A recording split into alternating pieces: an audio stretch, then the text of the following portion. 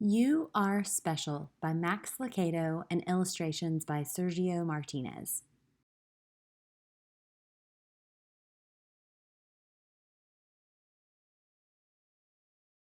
Comics were small wooden people. All of the wooden people were carved by a woodworker named Eli. His workshop sat on a hill overlooking their village. Each Wemmick was different. Some had big noses, others had large eyes.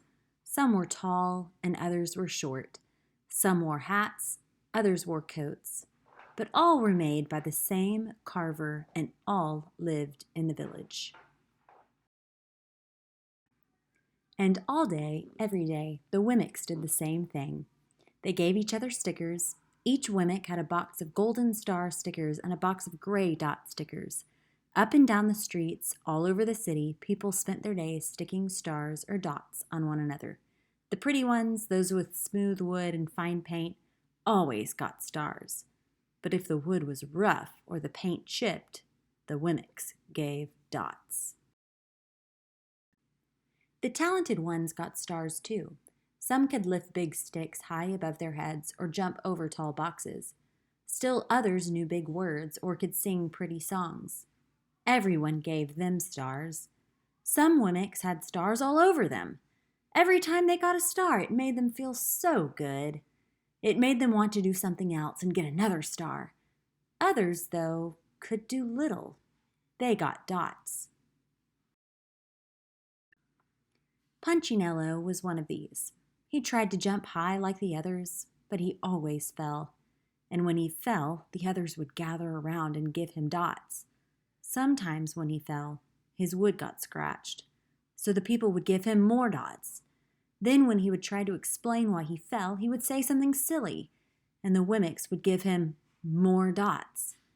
After a while, he had so many dots that he didn't want to go outside. He was afraid he would do something dumb, such as forget his hat or step in the water, and then people would give him another dot. In fact, he had so many gray dots that some people would come up and give him one for no reason at all. He deserves lots of dots, the wooden people would agree with one another. He's not a good wooden person. After a while, Punchinello believed them. I'm not a good Wemmick, he would say. The few times he went outside, he hung around other Wemmicks who had a lot of dots. He felt better around them. One day he met a Wemmick who was unlike any he'd ever met. She had no dots or stars. She was just wooden. Her name was Lucia. It wasn't that people didn't try to give her stickers, it's just that the stickers didn't stick. Some of the Wemmicks admired Lucia for having no dots, so they would run up and give her a star, but it would fall off. Others would look down on her for having no stars, so they would give her a dot, but it wouldn't stay either. That's the way I want to be, thought Punchinello. I don't want anyone's marks. So he asked the stickerless Wemmick how she did it. It's easy, Lucia replied. Every day I go see Eli. Eli? Yes, Eli, the woodcarver. I sit in the workshop with him. Why? Why don't you find out for yourself? Go up the hill, he's there. And with that, the Wemmick who had no stickers turned and skipped away. But will he want to see me? Punchinello cried out. Lucia didn't hear, so Punchinello went home. He sat near a window and watched the wooden people as they scurried around giving each other stars and dots. It's not right, he muttered to himself, and he decided to go see Eli. He walked up the narrow path to the top of the hill and stepped into the big shop. His wooden eyes widened at the size of everything. The stool was as tall as he was. He had to stretch on his tippy toes to see the top of the workbench. A hammer was as long as his arm. Punchinello swallowed hard. I'm not staying here, and he turned to leave. Then he heard his name. Punchinello? The voice was deep and strong. Punchinello stopped. Punchinello! How good to see you! Come, let me have a look at you. Punchinello turned slowly and looked at the large, bearded craftsman. You know my name? The little Wemmick asked. Of course I do. I made you. Eli stooped down and picked him up and set him on the bench. The Maker spoke thoughtfully as he looked at the gray dots. Looks like you've been given some bad marks. I didn't mean to, Eli. I really tried hard. Oh, you don't have to defend yourself to me, child. I don't care what the other Wemmicks think. You don't?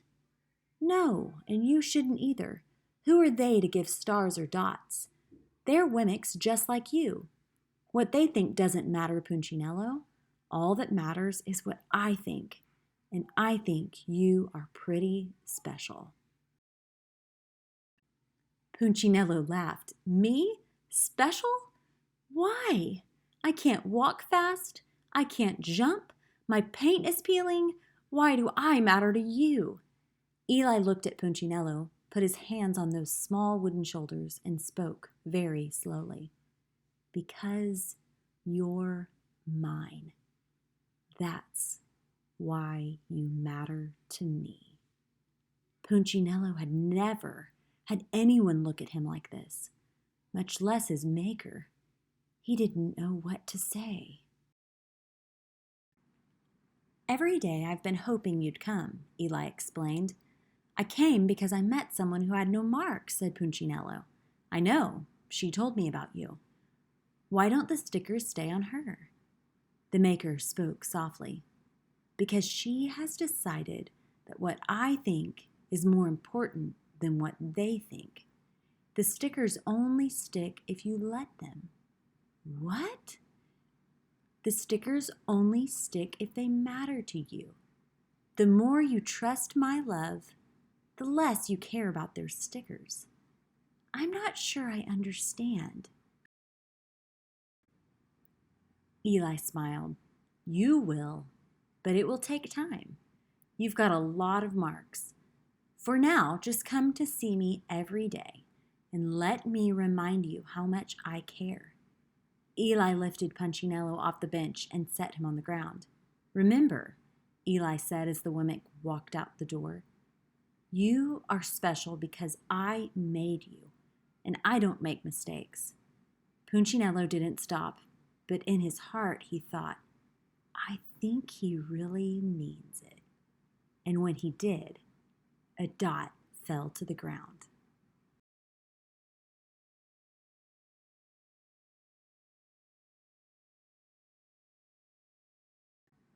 You are precious in his sight.